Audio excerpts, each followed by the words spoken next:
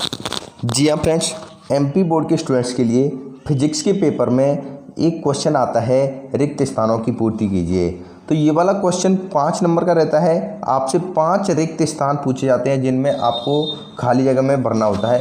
तो फ्रेंड आज की इस वीडियो में मैं आपको यानी पिछले 10 साल से जो क्वेश्चन पेपर में रिक्त स्थान की पूर्ति पूछे जा रही हैं, तो ऐसी टोटल 40 इंपॉर्टेंट क्वेश्चंस के बारे में डिस्कस करूंगा और उनके सॉल्यूशन भी आपको बताऊंगा, जिनकी मदद से आप बोर्ड परीक्षा में एमपी बोर्ड के फिजिक्स के पेपर में अपने 5 नंबर बिल्कुल कन्फर्म कर सकते हो।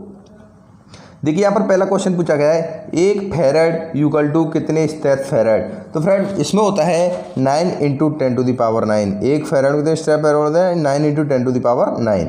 इसके बाद देखिए फ्रेंड क्वेश्चन नंबर 2 है, अर्धचालकों का प्रतिरोध ताप गुणांक होता है, कैसा होता है। तो अर्धचालकों का प्रतिरोध ताप गुणांक है वो ऋणात्मक होता है। तो यहाँ पर खाली जगह में आपको क्या लिखना है, ऋणात्मक। चलिए क्वेश्चन नंबर 3 है, ध्रुवण कोण पर किसी तल से परावर्तित एवं अपवर्तित किरण के बीच का कोण कितना होता है। तो ध्रुवण कोण पर परावर्तित और अपवर्तित किरण के बीच का कोण है वो 90 डिग्री होता है। तो आपको यहाँ पर कितना लिखना है, 90 डिग्री।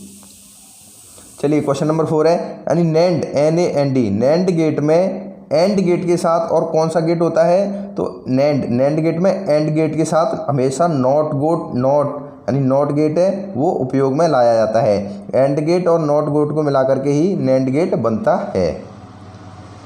ये क्वेश्चन याद कर लेना, इनकी PDF फाइल में व्हाट्सएप ग्रुप पर प्रोवाइड करा दूंगा आपको।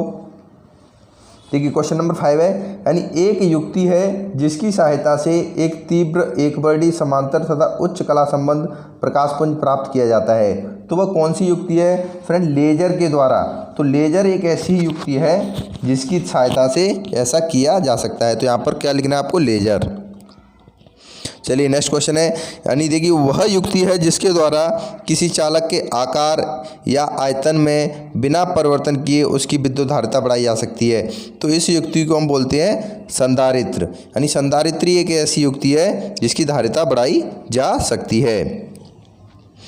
चलिए फ्रेंड क्वेश्चन नंबर 7 में पूछा है, यदि विभव मापी के तार के प्रति एकांक लंबाई में विभव जो पतन होता है उसे क्या कहते हैं, उसे हम विभव प्रवणता कहते हैं।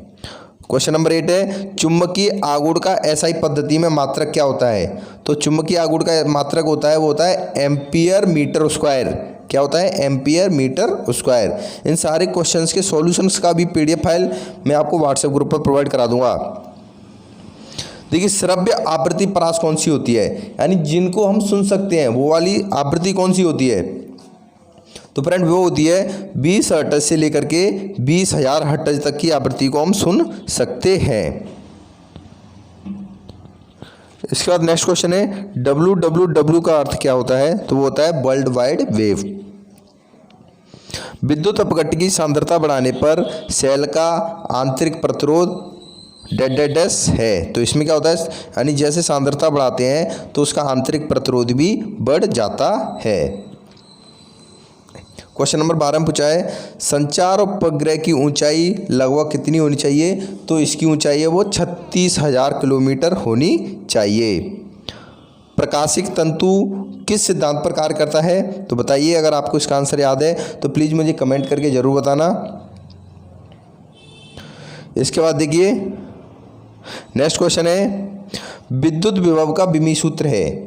तो विद्युत विभव का विमी सूत्र क्या होता है, वो होता है ML2T-3A-1। तो इसको जरूर याद कर लेना।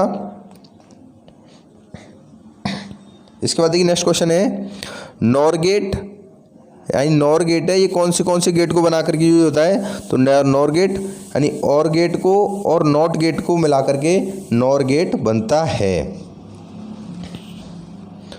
चलिए नेक्स्ट क्वेश्चन, मीटर सेतु के सिद्धांत पर कार्य करता है। यानी मीटर सेतु वो कौन से सिद्धांत पर कार्य करता है। तो मीटर सेतु वो व्हीटस्टोन सेतु के सिद्धांत पर कार्य करता है।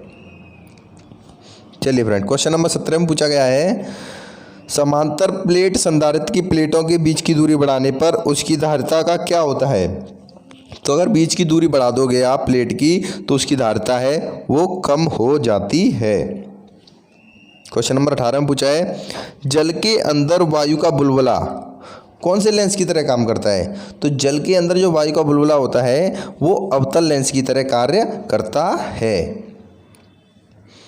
जेनर डायोड का उपयोग होता है, कहाँ पर होता है? वोल्टेज रेगुलेटर के रूप में अथवा वोल्टेज नियंत्रण के रूप में हम जेनर डायोड का उपयोग करते हैं।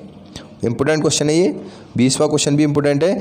एक स्वस्थ नेत्र के लिए स्पष्ट दृष्टि की न्यूनतम दूरी कितनी होती है? वो 25 सेंटीमीटर होती है। भूचुंबकीय ध्रुवों पर नमन कोण का मान कितना होता है? तो भूचुंबकीय ध्रुवों पर नमन कोण है वो 90 डिग्री होता है। क्वेश्चन नंबर 22, भूस्थायी उपग्रह का आवर्तकाल कितने घंटे का होता है? तो भूस्थायी यानी जमीन के साथ जो स्थायी होता है उसका आवर्तकाल 24 घंटे का होता है। ठीक है फ्रेंड, तो इसका आंसर आपको याद होना चाहिए, कितना होता है? 24 घंटे। चलिए नेक्स्ट क्वेश्चन क्या है?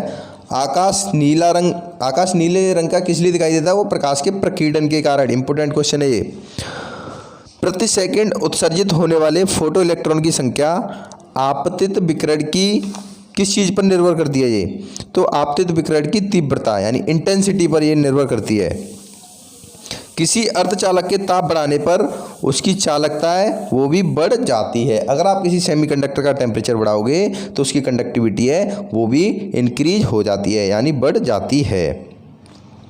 क्वेश्चन नंबर 26 है, गोलीय दर्पण के ध्रुव से फोकस तक की दूरी को उस दर्पण की क्या कहते हैं? फोकस दूरी कहते हैं। यानी ध्रुव से फोकस तक की दूरी क्या कहलाती है? फोकस दूरी। एक स्वस्थ नेत्र की विभेदन सीमा है वो कितनी होती है? 1/60। कितनी होती है? 1/60। एक इलेक्ट्रॉन वोल्ट में कितने जूल होते हैं? तो वो होते हैं 1.6 गुणा 10⁻⁻19 जूल।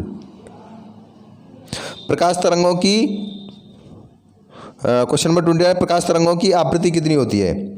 तो इनकी आवृत्ति होती है 3.85 × 10⁻40 से लेकर के 7.5 × 10⁻14 हर्ट्ज तक इनकी आवृत्ति होती है।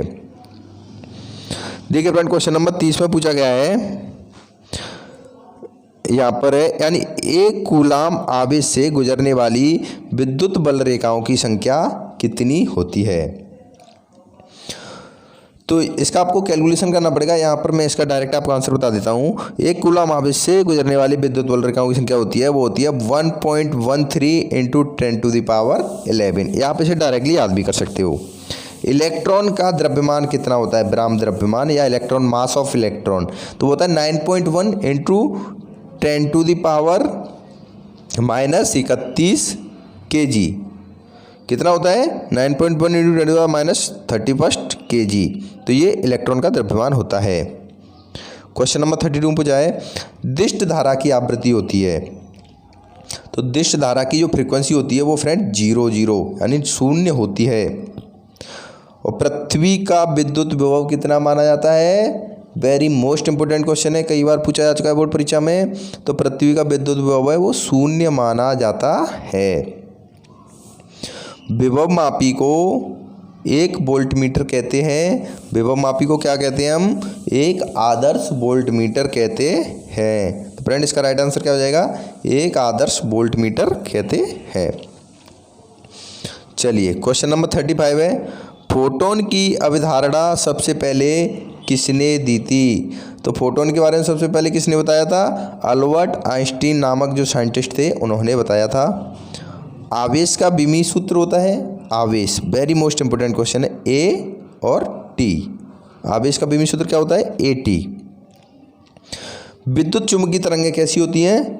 विद्युत चुम्बकीय तरंगें होती हैं वो अनुप्रस्थ तरंगें होती हैं। तो फ्रेंड इसको पक्का याद कर लेना, वेरी मोस्ट इंपोर्टेंट क्वेश्चन है। विद्युत चुम्बकीय तरंगें अनुप्रस्थ तरंगें होती हैं। इसमें क्या होता है, कई स्टूडेंट कर देते हैं कि अनुदैर्ध्य तरंगें होती हैं, तो वो आपका गलत हो सकता है। यहाँ पर आपको राइट टिक लगाना है, अनुप्रस्थ तरंगें होती हैं। क्वेश्चन नंबर 38 है, प्रत्येक गतिमान कण के साथ एक संबंध होता है। प्रत्येक गतिमान कण के साथ एक, यहाँ पर अब लिखना है आपको, तरंग संबंध होता है। जितने भी कण गति करते हैं उनके साथ क्या होता है? वेव फॉर्म्स यानी तरंग संबंध होता है। इसके बाद चलिए क्वेश्चन नंबर 39 में क्या पूछा गया है। देखिए यहाँ पर आप देख सकते हो किसी अर्धचालक का प्रतिरोध अशुद्धि मिलाने पर क्या होगा, यानी कोई उसमें अलग से हम अशुद्धि मिला देते हैं तो उसका प्रतिरोध है, रेजिस्टेंस है, वो घट जाता है, यानी डिक्रीज हो जाता है, कम हो जाता है। And this is the last question जो 2019 में पूछा गया था।